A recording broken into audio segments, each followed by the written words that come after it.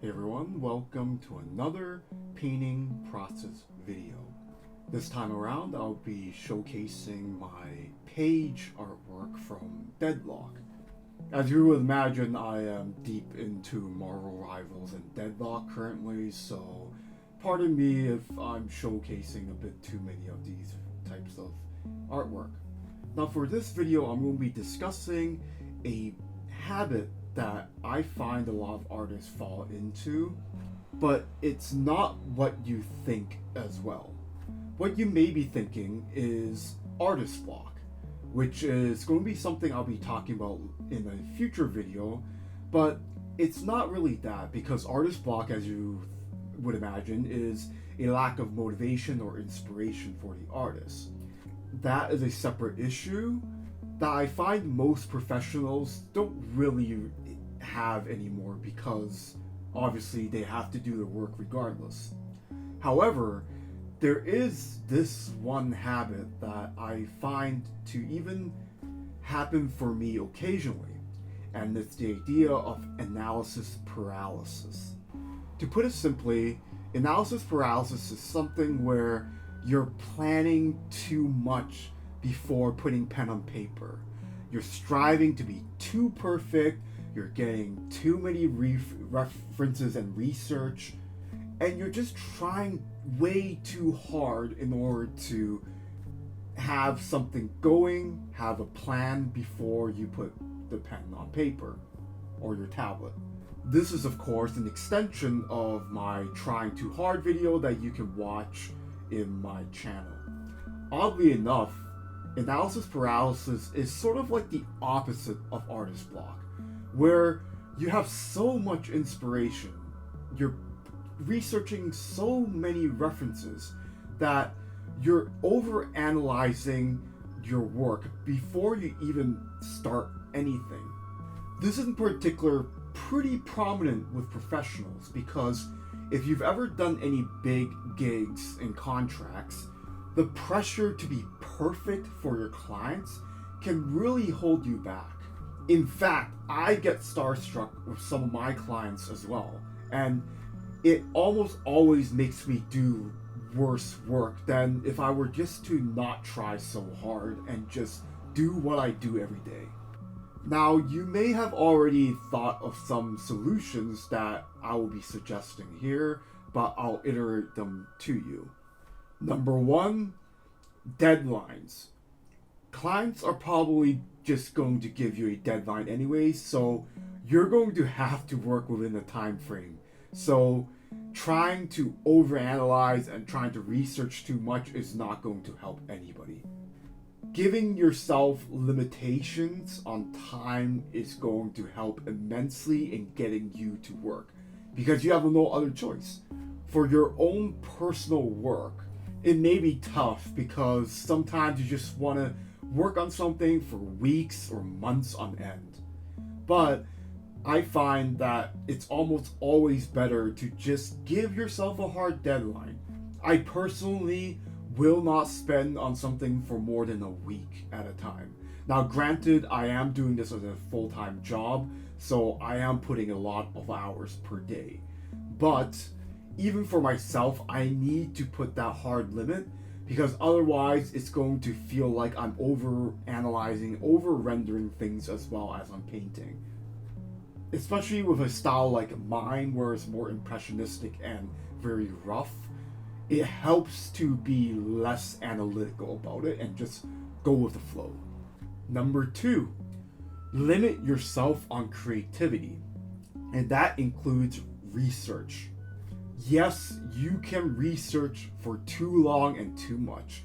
You give yourself too many options and you will end up being indecisive.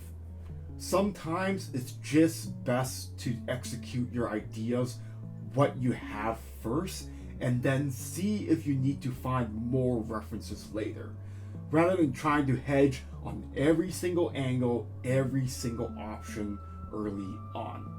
In fact, for concept artists, this is probably the better approach, because you get to suggest ideas for your clients, obviously on a deadline.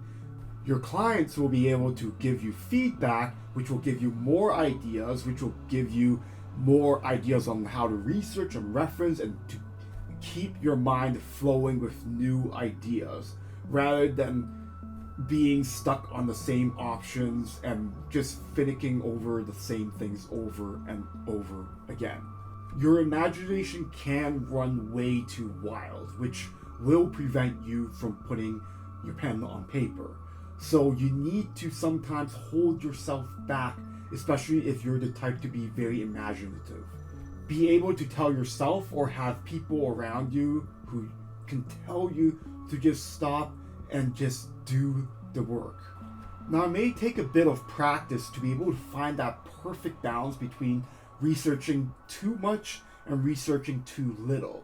So you have to be able to understand what you need, how much of it you need, and when you can start working. And that comes from experience, just working professionally and just doing a lot of art in general. Number 3, and one that I personally like the most, just draw something easy.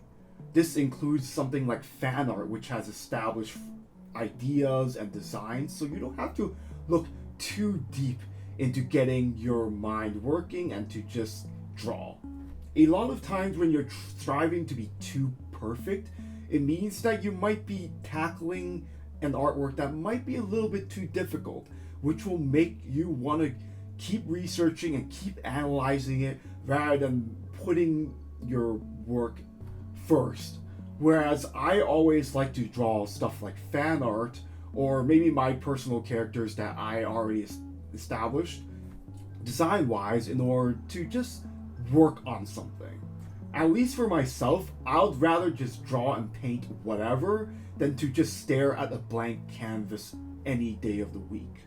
And of course, you can also practice things like anatomy just so that you can do some technical drawings that will help you in the long run without having to think of too many things, researching too many things, that sort of thing.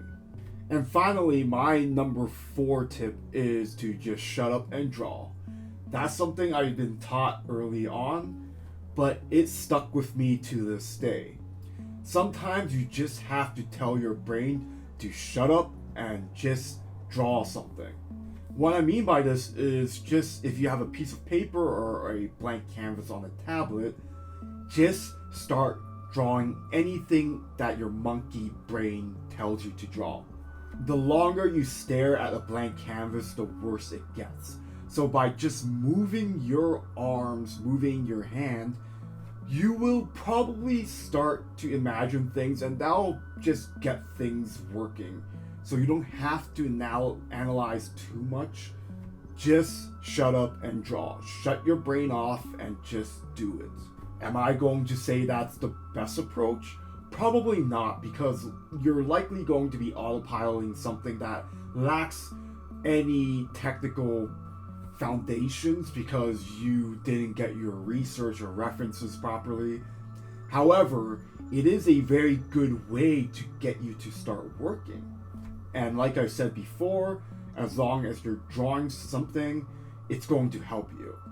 And with art, I find that the best art just gets you in the flow state anyway, so this is why I always do something for warm-up before I get into my gigs and personal work.